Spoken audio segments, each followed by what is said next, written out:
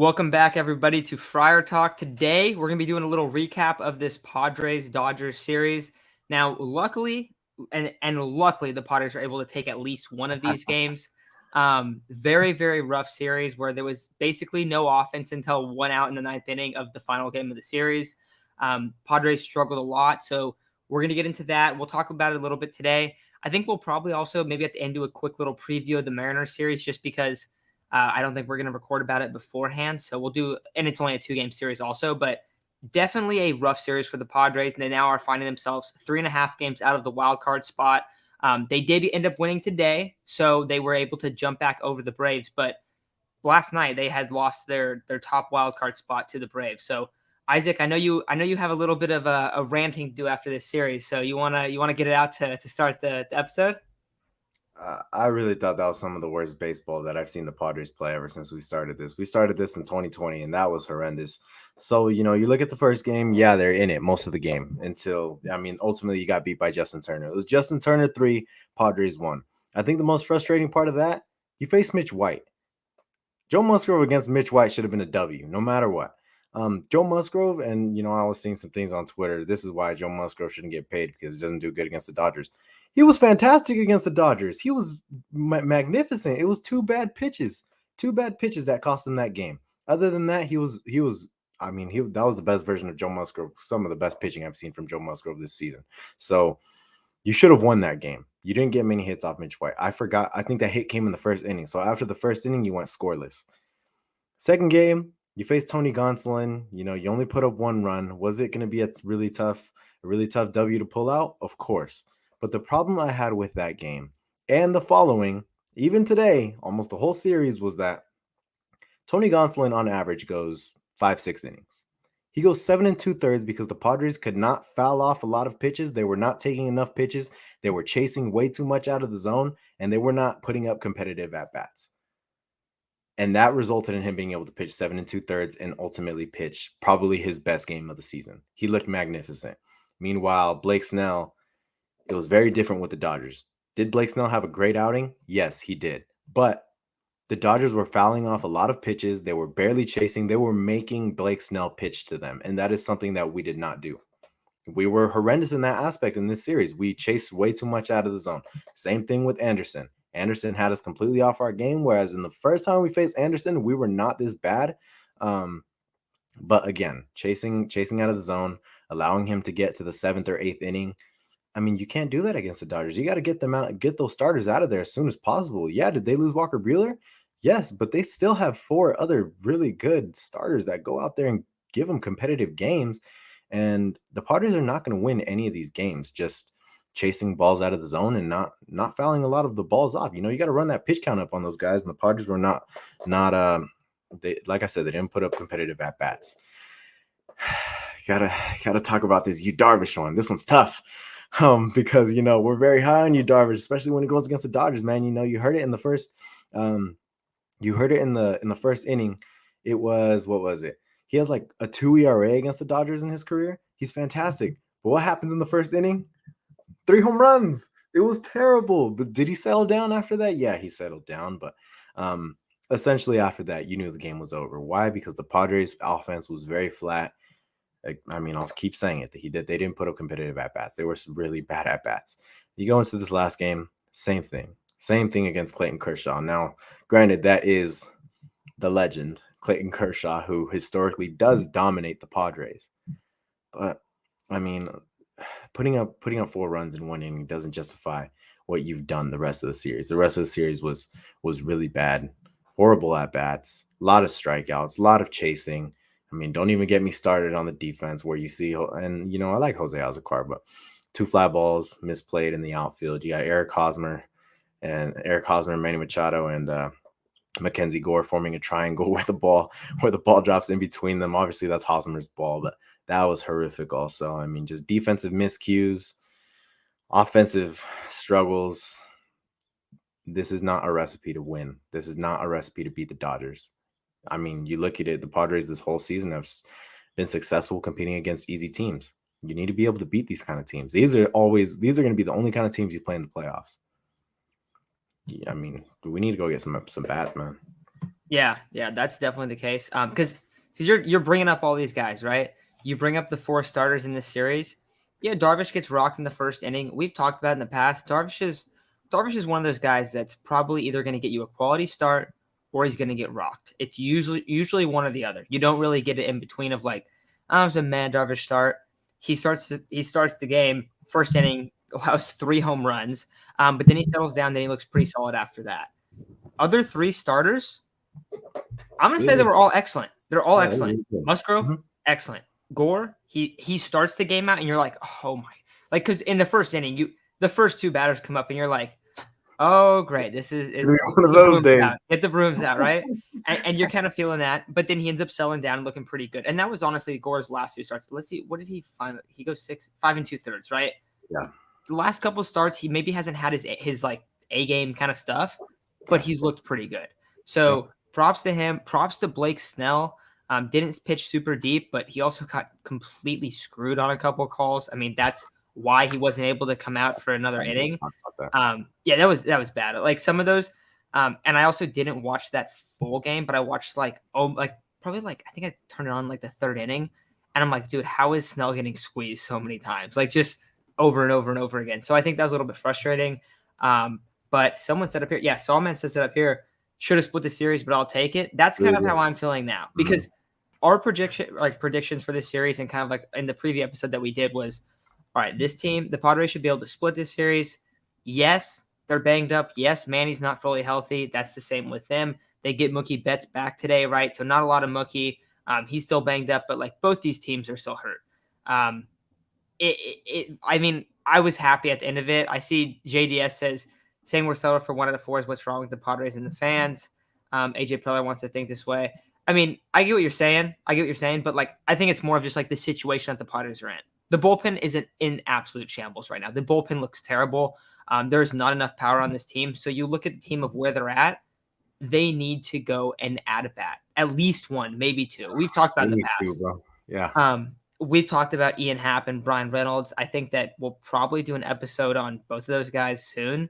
But they need an upgrade in center field. And I know Trent Grisham hit a home run in the series, but like, I know he went over 4. I don't feel confident. And also, Isaac, you're bringing up like the main issue with like as a team is that, okay, where's Tony Gonsolin in the 8th inning? Oh, he's at 88 pitches. I think that's how he started his 8th inning or something like that. Maybe it was during the 8th inning. I just remember seeing in the 8th inning, he had 88 pitches.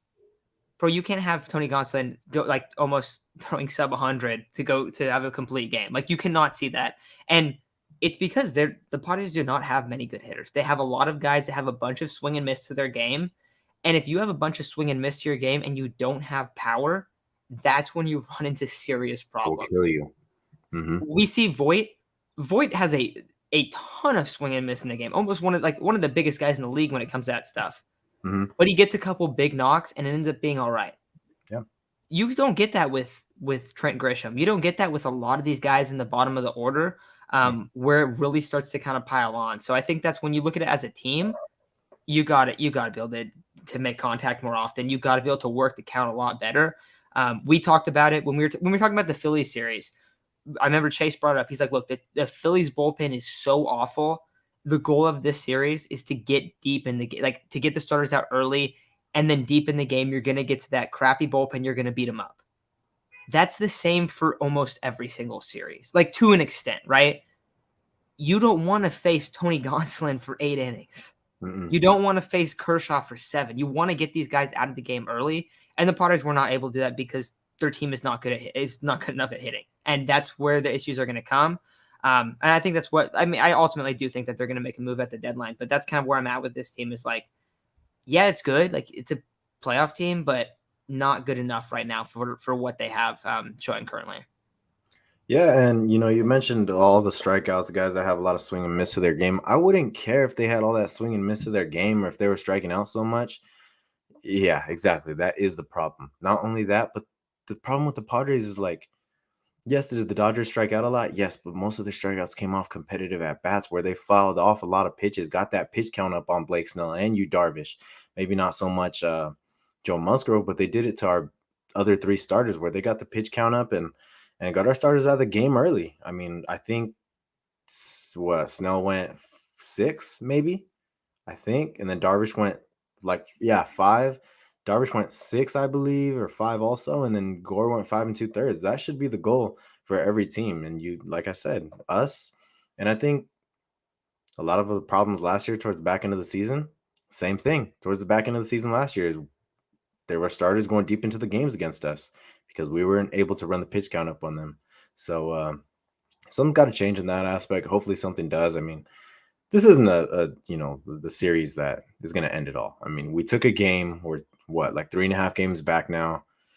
It's not this whole season. We knew we weren't gonna. It was most likely we were gonna have to do a wild card spot. It was most likely we weren't gonna compete for the division. Being 3.5 games back is not the end of the world, though.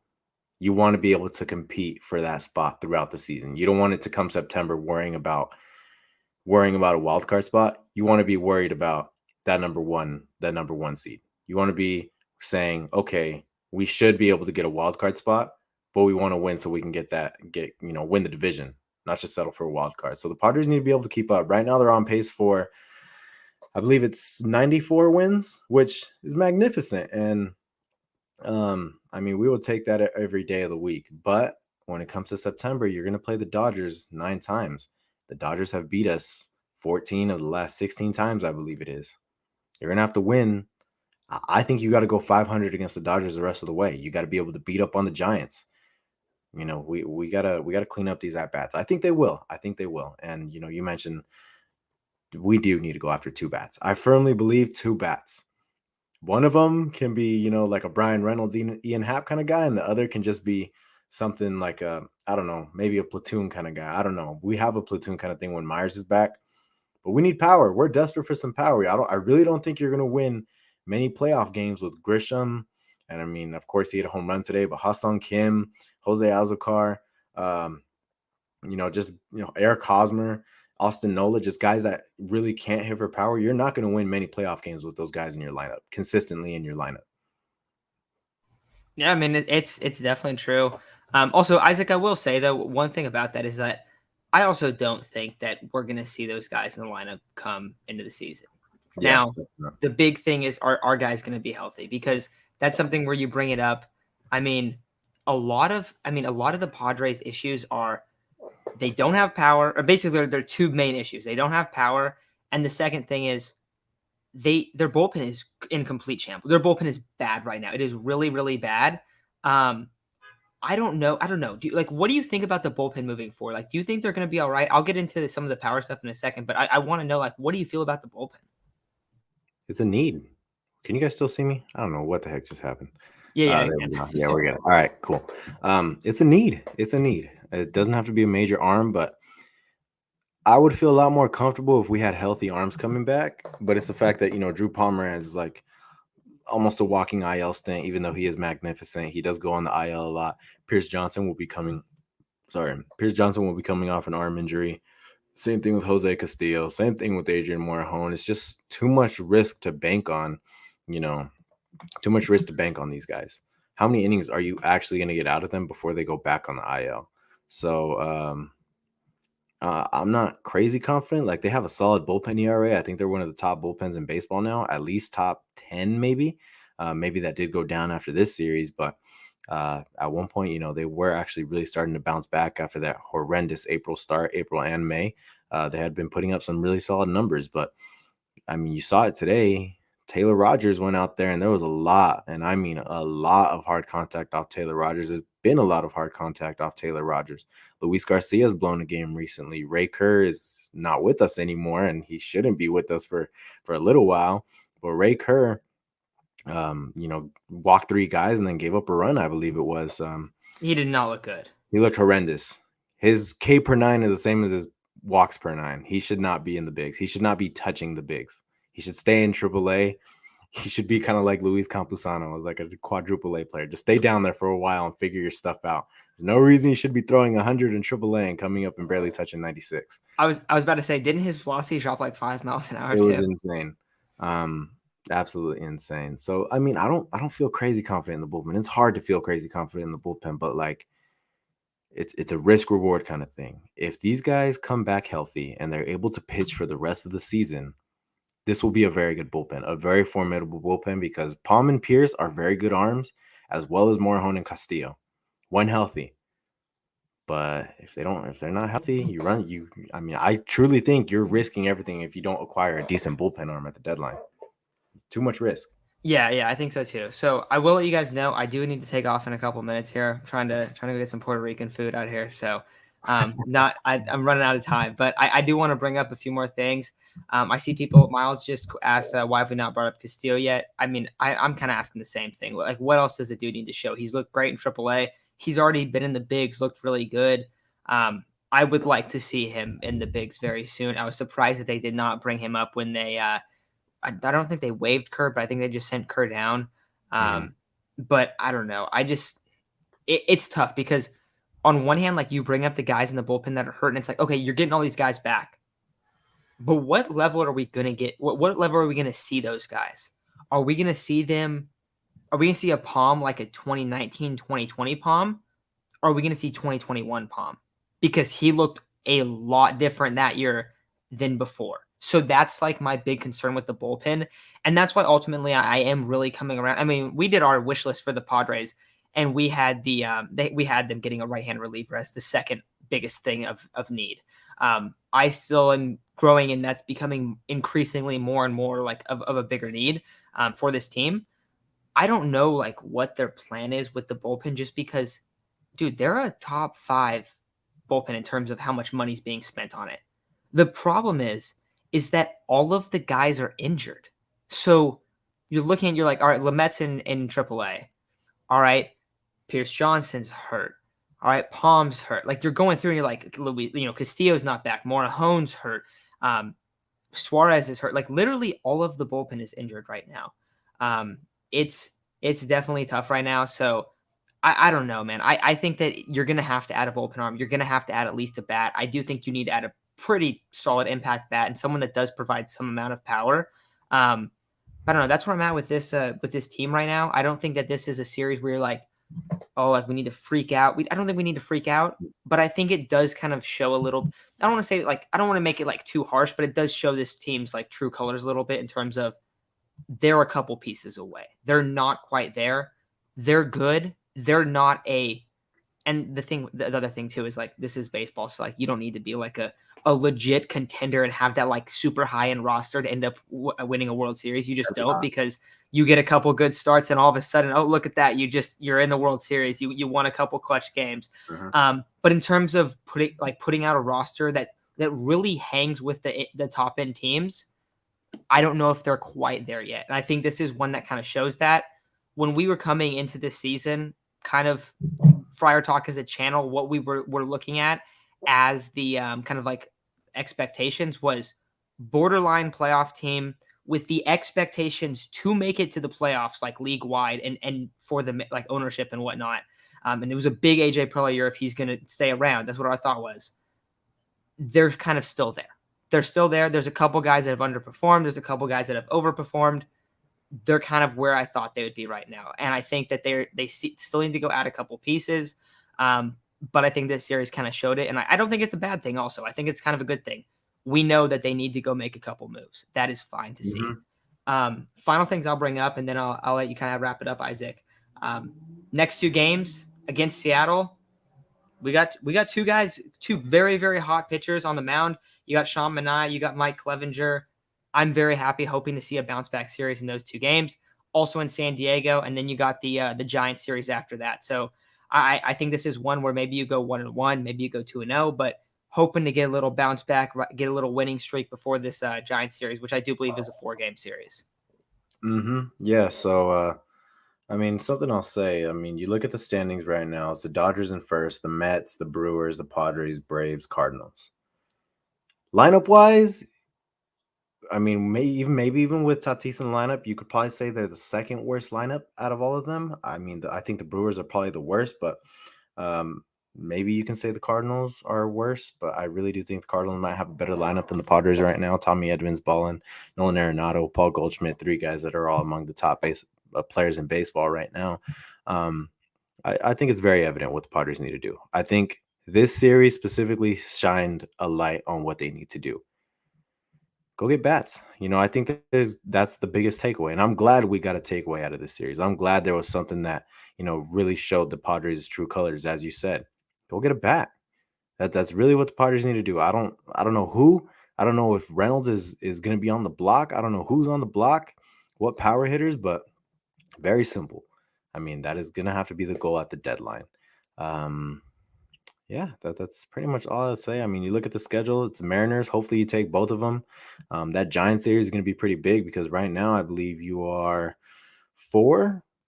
around 4 games up on the Giants. If you're able to get that to, I mean, 5, 6, you're putting yourself in a really good position because we've already played the Giants a few times. We've swept them already. If you're able to take 3 from the Giants, we'll be looking good. Scared for that Rocky series. We know what happens against Colorado. But then you got the Diamondbacks. Then you got the Mets. This is where it gets really easy. This is around the time we should see Fernando back. Tigers, Twins, Rockies. Then you got the Dodgers and the Giants. But then you got the Nationals, the Marlins, and the Nationals again. A lot of winnable games coming up. That's why that's why I don't think it's justified to worry about this series.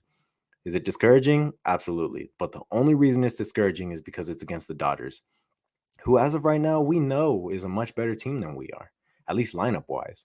I think our pitchers can go toe to toe with them very well.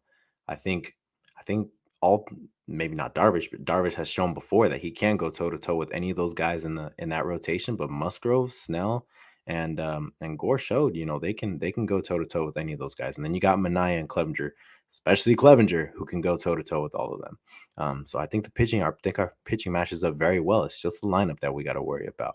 Now, you're right. It's about who gets hot at the right time. The Padres can get hot at the right time. That's going to be all that matters. But as of right now, when you look at it from a lineup standpoint, you're not going to win many games with Grisham. And, of course, Kim's not going to get as much playing time. But with the talk that they might move Tatis to center field, I don't think it'll happen. But with the talk that they might move Tatis to center field to get Kim more playing time, you're going to have one of them, if that is true. Even if it's not true, you will still have to have Grisham in center field unless he gets traded. But Grisham, Kim, Nola, Azokar, and I believe of course, how can I forget Eric Hosmer? You're not going to win many games with those guys in the lineup. You need to hit bombs. You need to hit home runs. You need to have those extra base hits. They will come when you get the guy with the highest slugging percentage since 2020. That's Fernando. Those will come, but you need at least one more guy because otherwise you will not compete with the Dodgers. Luke Voigt said it best. It's been a competition of home runs. You need to be able to keep up. So, yeah, that's pretty much all I got. I'm very happy that we were able to end it on a high note. I was pretty angry because very sloppy baseball, but you didn't get swept, I guess. Trying to look at it on the bright side, but I really don't think there was much of a bright side otherwise. Other than that 9th inning. Yeah, hopefully the Padres are able to win a bunch of games here soon because outside of the Mets, Giants, and Dodgers, you do have a lot of winnable games. Yeah, and I think we'll see really where they're at come like beginning August, I'd say. I think it kind of lets you know where they're actually at.